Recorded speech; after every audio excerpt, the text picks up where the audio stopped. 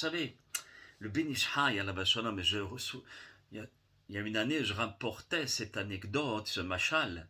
Je ne sais pas si c'est une vraie histoire ou une fausse, je ne sais pas. Mais le Ben Ish Chai, Rabbi Yosef Chaim de Bagdad, il rapporte dans son livre, et il dit, regarde jusqu'où peut amener la haine. La haine, jusqu'où elle peut aller. C'était deux personnes, on va les appeler Shimon et Réhouven, et ils se détestaient. Mais la haine, mais au plus profond. À un certain moment, ils ne se parlaient plus, l'un était dans l'extrémité de la ville et l'autre aussi. Très bien. Maintenant, Shimon, il arrive au bout du rouleau de sa vie et il doit rendre son âme à son créateur. Et il se dit, ah là là, je vais mourir, je vais partir de ce monde. Mais il y a Réhouven, il faut que je m'occupe de lui.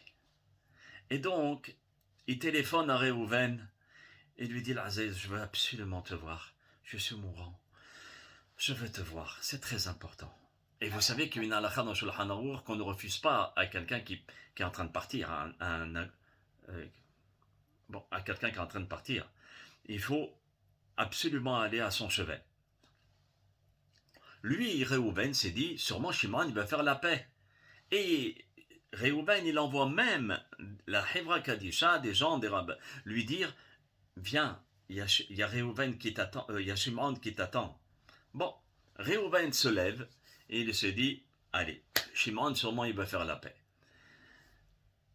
Il arrive chez Shimon et Shimon lui dit, il lui parle très doucement, il n'arrive pas à comprendre. Il lui dit, rapproche-toi. Doucement, il se rapproche, à tel point que son oreille était près de la bouche de son ennemi.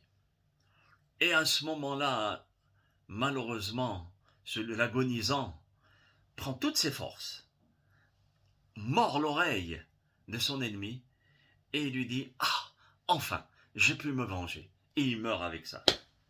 Cet homme-là va vivre éternellement, parce que là, il va dans le monde éternel.